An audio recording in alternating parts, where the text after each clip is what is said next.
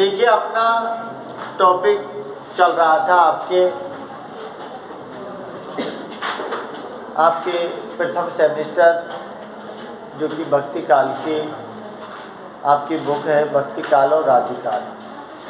तो आदिकाल के आपके 3 कवि थे, बाकी भक्ति काल के हैं, जिसमें आपका कबीर पढ़ा, सूर पढ़ा, तुलसी पढ़ा और आप क्या है मीराबाई।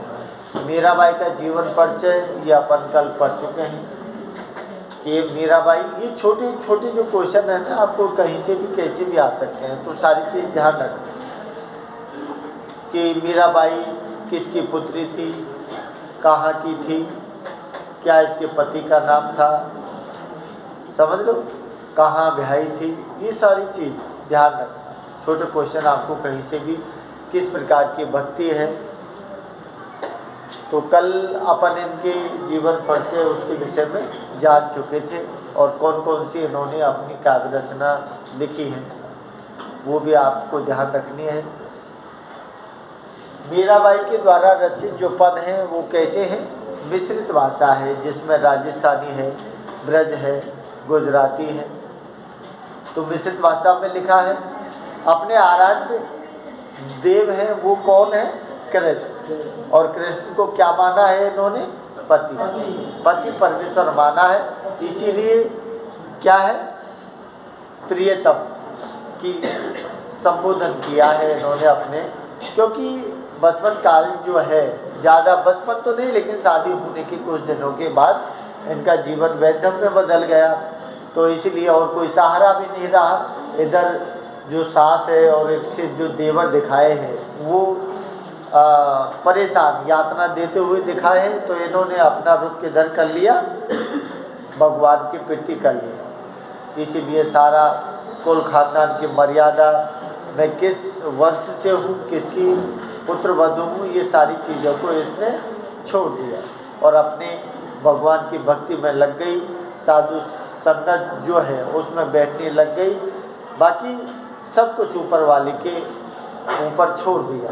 और बताया जाता है कि लास्ट में भी रणछोड़ मंदिर दिखाया है, नहीं, रणछोड़ नहीं, जिसमें श्रीनाथ जी का मंदिर है द्वारकाधीश, जिसमें दिखाया है कि भाई उन्हीं की मूर्ति में ये समा गई।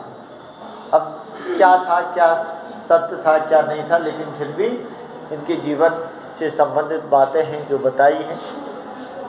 तो देखिए कल अपने 2 पद हुए थे और दोनों पद पहले में उन्होंने उनकी मधुरमान जो सूरत है, जो बंकट है, समझ लो, जिसमें मदन मोहन जैसा रूप लोभावना था, उसकी ओर आकर्षित होती हुई दिखाई है। और उसके बाद एक ही तो पढ़ा था अपन ने, एक ही हुआ था ना, उसके बाद दूसरा मैं पढ़ रहा था जो आपके सिलेबस मतलब फर्स्ट सेमेस्टर में नहीं है वो पद, तो उसको छोड़ दो। अगला जो है उसको देखिए क्या दिया है, राणा जी थे जहर दियो में जानी। ये आपके उसमें नहीं होगा लेकिन सिलेबस में है, सिलेबस में है, ये मैंने टिक लगा लिया है। देखिए कुछ पद ऐसे भी हैं जो सिलेबस में है लेकिन आपके इसमें नहीं होंगे। फर्स्ट ईयर में मिस्टेक है, ये फर्स्ट ईयर में है, पहले भी थी।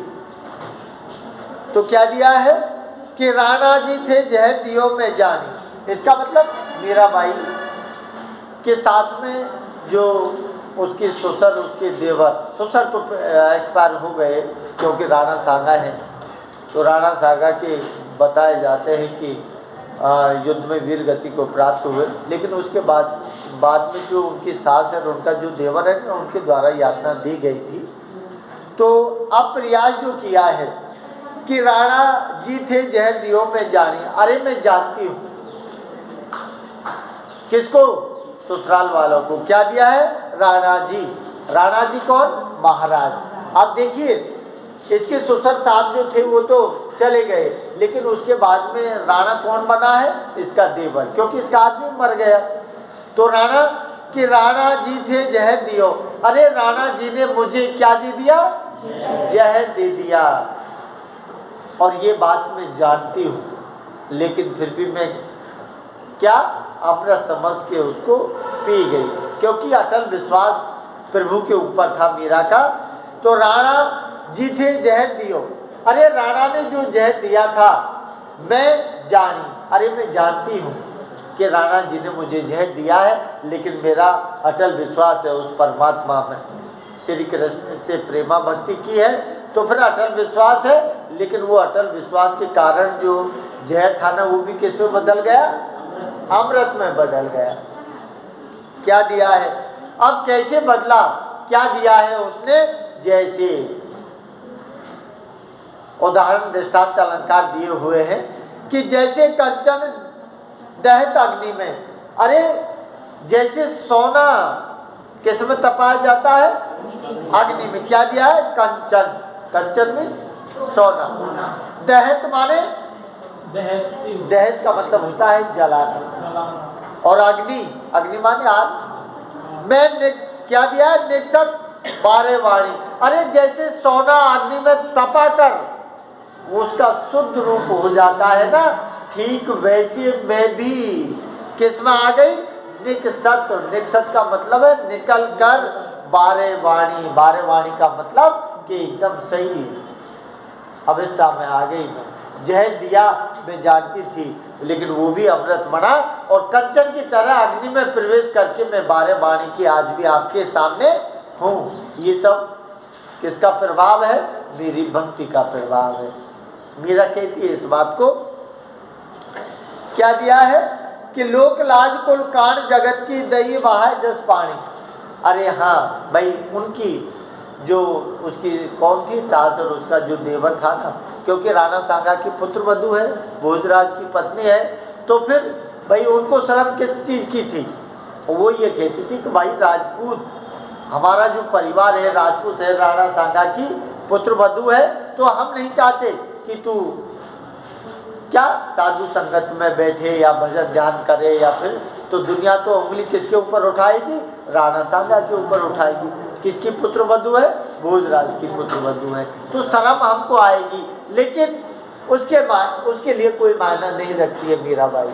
मीरा ने क्या कहा है, लोक लाज कुल कांड जगत की, अरे जगत की जो मान मर्यादा थी संसार की, वो सारी मान मर्यादाओं को मैंने क्या कर दिया, आगे क्या दिया है, दही बहाय जस पानी।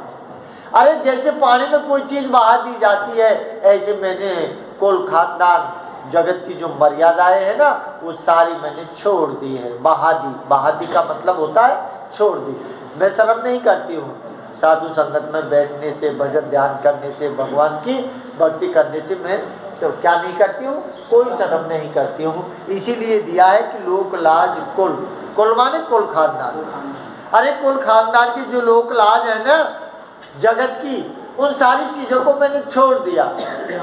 अरे लोग क्या कहेंगे कि मैं भोजराज की पत्नी हूँ या फिर राणा सांगा की पुत्र वधू हूँ, कहें तो कहे जमाना, मुझे उससे कोई लेना देना नहीं। दही बहा जस पानी, कि जैसे पानी बहता है ना, पानी में कोई चीज़ बहाती, वैसे मैंने भी कुल खानदान की मर्यादा जो थी ना उस सब को छोड़ दिया, पानी की तरह मैंने बहा दिया उसको। क्या दिया है, अपने घर का पर्दा कर ले मैं अबला बेरानी। अब वो राणा जी से क्या कहती है कि राणा जी अगर तुम्हें ज़्यादा शर्म आती है कि मीरा हमारे कुल खानदान की पुत्र वधू है, हमें शर्म आती है, तो उसने क्या कहा है मीरा ने कि अपने घर का पर्दा कर ले। अरे मेरा पर्दा तो खुल गया, इसका मतलब लोक लाज जो है वो तो मैं सब भूल गई, तो मेरा पर्दा तो हट गया। मैं तो सब जगह जाती हूँ, किसी से कोई लाज पल्ला में करती भी नहीं। क्या दिया, अपने घर का पर्दा कर ले कि भैया तू तेरे घर की जान, तू तेरे घर का पर्दा लगा ले, तेरी इज्जत मान सम्मान जो है ना उसको तू बचाए तो बचा ले, बाकी मैं तो कुछ नहीं, मेरे तो बहा गए प्रियतम, बस मैं तो वही काम करूँगी कि अपने घर का पर्दा कर ले मैं अबला बेरानी। वैराणी का मतलब है वैराग्य, रूप धारण कर लिया है, मैं तो वैरागी बन गई हूँ। और वैरागी जो बन जाता है ना वो कैसा हो जाता है, निर्लज्ज, कोई लाज नहीं होती, कोई लाज नहीं होती। तो मैं तो क्या हो गई हूँ, वैराणी अर्थात निर्लज्ज हो गई हूँ मैं तो। तो मेरी चिंता मत करे तू। अगर मान सम्मान के लिए ज़्यादा तुझे ऐसा लग रहा है तो तू क्या कर ले, अपने घर का पर्दा तू कर ले। मेरा पर्दा तो हट गया। क्या दिया है, तरकस तीर लगो मेरी हीरे, गरक गयो सनकानी। तरकस तीर, अरे मेरे तरकस, तरकस तीर, तरकस क्या होता है? तरकस जान दो है? अरे तरकस होता है जिसमें तीर रखा जाता है पीठ के पीछे। आपने देखा होगा एक गोल गोल लंबा लंबा बंधा रहता है ना, वो तरकस होता है। तो तरकस तीर लगो मेरी हीरे, गरक गयो सनकानी। अब ये सनकानी जो शब्द है, सनकानी का मतलब है को अपन कहते हैं ना कि ज़्यादा उम्र करने खोपड़ी सनक की कहते हो, तो ये सनक का मतलब है कि मेरी सनक बैठ गई। इसका मतलब कि जो मेरे मन में बैठ गई मैं वही करूँगी, मैं तुम्हारी बात नहीं मानूंगी। क्या दिया है, तरकस तीर लगो मेरी हीरा। अरे तरकस वैसे जिस तरह से तीर छूटता है और तीर छूटने पर वो चला जाता है, फिर वापस लौट के नहीं आता है, तो ये लगो मेरी हीर है। इसका मतलब कि मेरे तो भगवान ने जो तरकस में से तीर जैसी छूटता है सामने वाले को लगता है, तो मेरे तो क्या है कि मेरे प्रिय जो पति प्रियतम भोजराज है वो चले गए। तो चले गए तो मुझे तो दुख का क्या लग गया, तीर लग गया। तो मुझे दुख का तीर लग गया, गरक गयो सनकानी। और अब स्थिति मेरी क्या हो गई, जैसे पागल जैसी स्थिति और सनकानी। तो मैं तो पागल जैसी स्थिति और मेरी बुद्धि क्या हो गई, सनक गई है। तो मैं तो जो करूँगी वो करूँगी, बाकी तुम्हें क्या करना है वो तुम समझो। मेरे बारे में मत सोचो, अपने बारे में आप सोचिए। क्या दिया है, सब संतन पर तन मन वारो, संतन पर तन मन वारो। इसका मतलब कि मेरी जो समाज है, अब मैं किस समाज में बैठती उठती हूँ, संतन संग। अरे संतन संग बैठ बैठ क्या है, लोक लाज सारी की सारी सर्व निकल गई है। क्या दिया है, सब संतन पर तन मन। अरे मैं तो संसार में जो साधु लोग हैं ना, उनके चरणों में अपना सब कुछ समर्पित करना चाहती हूँ, क्योंकि वो क्या है, भगवान की भगत है, भगवान का भजन स्मरण करते हैं। बाकी संसार क्या है, निस्सार है। संसार क्या है, निस्सार। संसार में कोई सार नहीं है, इसलिए मैं तो संसार में रहना भी नहीं चाहती हूँ। तो पर तन मन वारो, वारो का मतलब है नौछावर, अर्थात साधु संगतों के चरण जो है ना, उनमें मैं अपने जीवन को समर्पित करना चाहती हूँ। चरण कमल लपटानी, चरण कमल, चरण कमल। अब ये चरण कमल कौन है, अरे चरण रूपी कमल, चरण रूपी कमल लपटानी। लपटानी का मतलब लिपट चुकी हूँ। अरे मैं तो श्री कृष्ण भगवान है ना, उसके चरण रूपी जो कमल हैं, उन चरण रूपी कमलों को पकड़ चुकी हूँ, लिपट चुकी हूँ। अर्थात मैं उसको अब नहीं छोड़ने वाली हूँ, चाहे तुम कुछ भी कहो। अपने सास अपने देवर राणा जी से कहती है कि कुछ भी कहो, मुझे उससे कोई लेना देना नहीं है। क्या दिया है, मीरा को प्रभु राख लई है, दासी अपनी जानी। मीरा को प्रभु राख लई, कि हे प्रभु श्री कृष्ण कि मीरा की अब तुम लाज रख लो। क्या दिया है, मीरा को प्रभु राख लई। अरे मीरा निवेदन करती है, आपके चरण रूपी कमलों के लिपट चुकी हूँ मैं, इसलिए मीरा को प्रभु राख लई। अरे मीरा की जो लाज है ना, उसको रख लो। क्या दिया है, दासी। अरे अपनी दासी समझ कर जानी, जानी माने जानकर। क्या दिया है, अपनी, अपनी मीन्स अपनी, और दासी मीन्स अपनी सेविका। अरे धर्मपत्नी नहीं बनाता है तो वैसे बनाने में कोई बात भी नहीं है, क्योंकि श्री कृष्ण भगवान के तो 16,008 ही तो 16,009 हो जाती है, तो वैसे भी बहुत बढ़ोतरी थी उसकी। लेकिन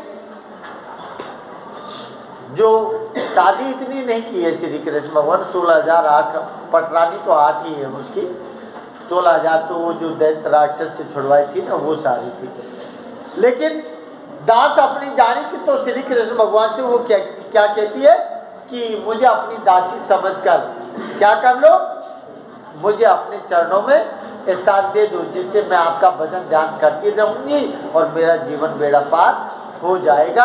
इस तरह से मीरा ने जो कौन है, जो राणा जी है, उनके द्वारा किए हुए अत्याचार और अपनी मन की बात को उन्होंने स्पष्ट कर दिया है। तो क्या है, इस तरह के जो ये हैं जिसमें अनुप्रास अलंकार है और रूपक चरण कमल आया है, तो ये क्या है, रूपक उपमा, ये ज़्यादातर चलते हैं। तो ये सारी चीज़ विशेषता में आपको लिखने में काम देते हैं। अब देखिए अगला